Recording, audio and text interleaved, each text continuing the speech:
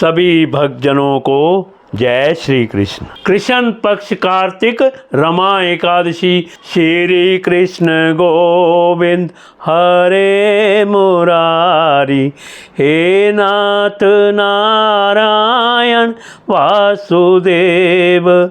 श्री कृष्ण गोविंद हरे मुरारी, हे नाथ नारायण वासुदेव।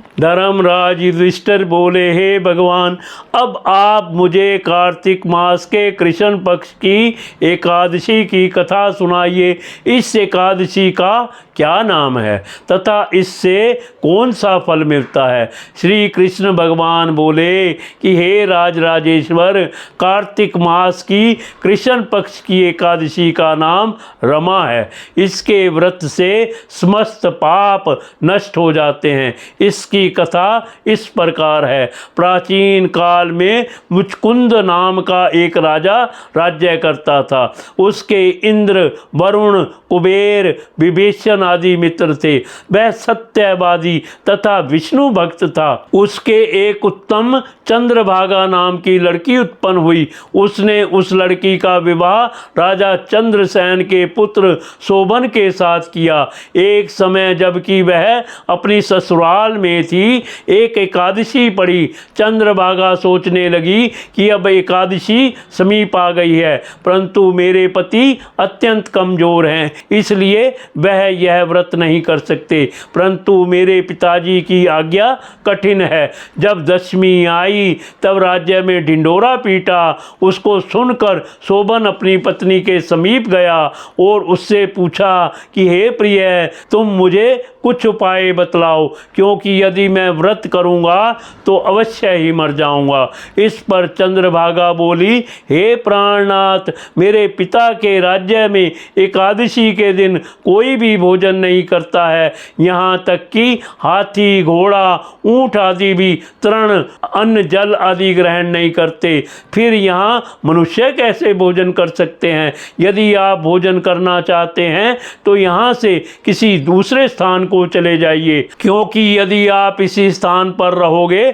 तो आपको व्रत अवश्य ही करना पड़ेगा। इस पर शोभन बोला कि हे प्रिय, आपका कहना बिल्कुल उत्तम है। मैं अवश्य व्रत करूंगा। मेरे भाग्य में जो लिखा है वही होगा। ऐसा विचार करके उसने एकादशी का व्रत किया और अब सूर्य भगवान भी अस्त हो गए और जागरण के लिए रात्रि हुई। वह शोभन को दुख देने वाली थी। दूसरे दिन प्रातः होने से पहले शोभन इस संसार से चल बसा। राजा ने उसके मृतक शरीर का दहन करा दिया। चंद्रभागा अपने पति की आज्ञा अनुसार अग्नि में दहन न हुई, परंतु पिता के घर रहना उत्तम समझा। रमा एकादशी के व्रत के प्रभाव से शोभन को मंदराचल पर्वत पर धन धान्य से युक्त तथा शत्रुओं से रहित एक उत्तम नगर प्राप्त हुआ। एक समय मुचकुंद नगर में रहने वाला एक सोम शर्मा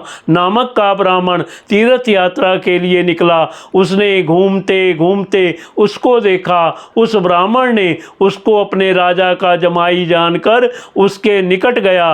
राजा शोभन ब्राह्मण को देखकर आसन से उठ खड़ा हुआ। वह उससे अपने ससुर तथा स्त्री चंद्रभागा की कुशलता को पूछने लगा। सोम शर्मा ब्राह्मण बोला कि हे राजन, हमारे राजा कुशल हैं तथा आपकी पत्नी चंद्रभागा भी कुशल है। अब आप अपना वृत्तांत बतलाइए। मुझे यह बड़ा आश्चर्य है कि ऐसा विचित्र और सुंदर नगर आपको किस प्रकार प्राप्त हुआ। शोभन बोला कि हे ब्राह्मण, यह सब कार्तिक मास की कृष्ण पक्ष की रमा एकादशी के व्रत के प्रभाव से है। इसी से मुझे यह अनुपम नगर प्राप्त हुआ है, परंतु यह अध्रुव है। इस पर ब्राह्मण बोला कि हे राजन, यह अध्रुव क्यों है और ध्रुव किस प्रकार हो सकता है। सो आप मुझे समझाइए। मैं आपके कहे अनुसार ही करूँगा, आप इसे किंचित मात्र भी झूठ ना समझो। शोभन बोला कि हे ब्राह्मण,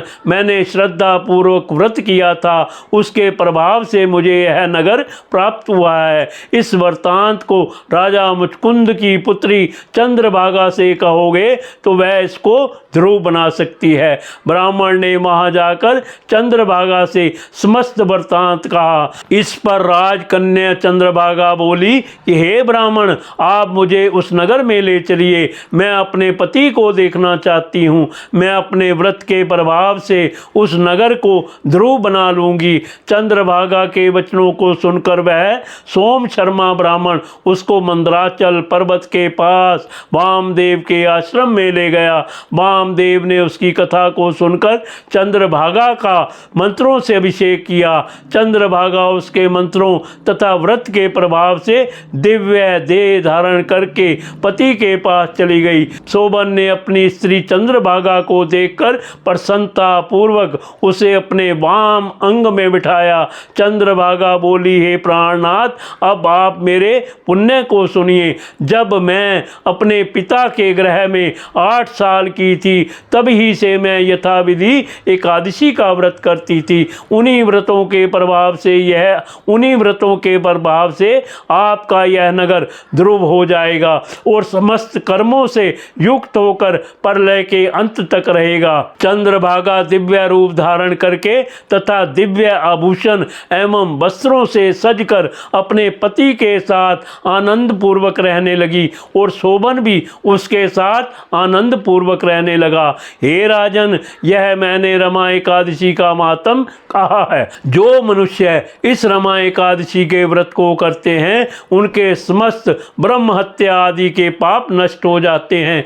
जो मनुष्य रमा एकादशी का महात्म सुनते हैं, वे अंत में विष्णु लोक को जाते हैं। कथा सार, भगवान विष्णु बड़े दयालु और क्षमावान हैं। श्रद्धा पूर्वक या विविश होकर भी यदि कोई उनका पूजन या एकादशी का व्रत करता है, वह उसे भी उत्तम फल प्रदान करते हैं। किंतु प्राणी को चाहिए कि वह भगवान की पूजा पूरी श्रद्धा से करे। शोभन अपनी पत्नी द्वारा श्रद्धा पूर्वक किए गए एकादशी व्रतों के कारण अपने राज्य को स्थिर कर सका। ऐसी सुकर्मा पत्नी भगवान श्री विष्णु की अनुकंपा से ही प्राप्त होती है। रमा एकादशी व्रत कथा संपूर्ण। श्री कृष्ण गोविंद हरे मुरारी, हे नाथ नारायण वासुदेव।